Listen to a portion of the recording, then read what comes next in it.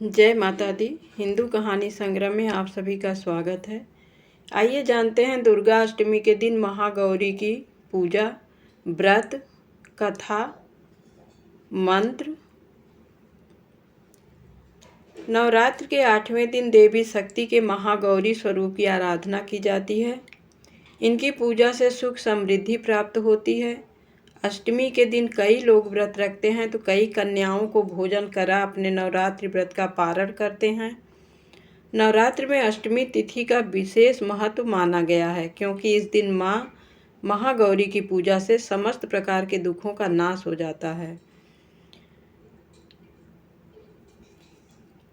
सुबह जल्दी उठकर स्नान कर स्वच्छ हो जाएं, फिर देवी दुर्गा की प्रतिमा को अच्छे वस्त्रों से सुसज्जित करें, उन्हें फूल अर्पित करें, उनके समक्ष घी का दीपक जलाएं, दुर्गा सप्तशती का पाठ करें और दुर्गा जी के मंत्रोच्चार करें। दुर्गा जी को पंचामृत अर्पित करें, साथ ही उन्हें 5 फल, किशमिश, सुपारी, पान, लौंग, इलायची आदि भी चढ़ाएं।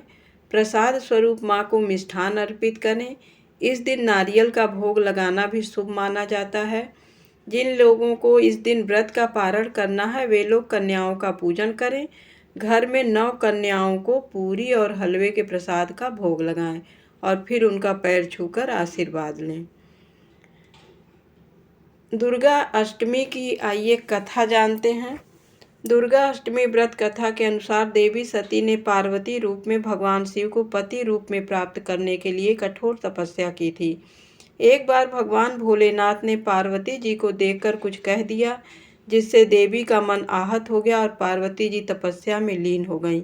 इस प्रकार वर्षों तक कठोर तपस्या करने के बाद जब पार्वती जी नहीं आईं तो उनको खोजते हुए भगवान शिव उनके पास पहुँचे। वहाँ पहुँचकर माँ पार्वती को देखकर भगवान शिव आश्चर्यचकित रह गए। पार्वती जी का रंग अत्यंत ओजपूर्ण था। उनकी छटा चांदनी के समान श्वेत कुंद के फूल के समान धवल दिखाई पड़ रही थी। उनके वस्त्र और आभूषण से प्रसन्न होकर भगवान शिव ने देवी उमा को गौर वर्ण का वरदान दिया।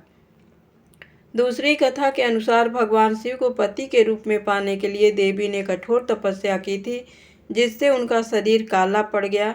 देवी की तपस्या से प्रसन्न होकर भगवान उन्हें स्वीकार कर लेते हैं और शिव जी उनके शरीर को गंगा जल से धोते हैं।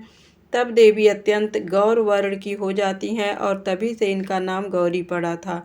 महागौरी रूप में देवी करुणामय, स्नेहमय, शांत और मृदंग दिखती हैं। देवी के इस रूप की प्रार्थना करते हेतु देव और ऋषिगण कहते हैं, सर्वमंगल मांगल्ये शिवे सर्वार्थ साधिके शरण्याम्बिके गौरी नारायणी नमोस्तुते। एक कथा ये भी प्रचलित है कि एक सिंह काफ़ी भूखा था।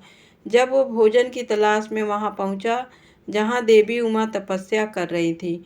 देवी को देखकर सिंह की भूख और बढ़ गई, परंतु यह देवी की तपस्या से उठने का इंतजार करते हुए वहीं बैठ गया।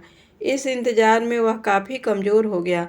देवी जब तप से उठी तो सिंह की दशा देखकर उन्हें उस पर दया आ गई और माँ उसे अपनी सवारी बना लेती हैं, क्योंकि इस प्रकार से उसने भी तपस्या की थी। इसलिए देवी गौरी का वाहन बैल भी है और सिंह भी है। जय माता दी। कहानी कैसी लगी कमेंट में अवश्य बताएं।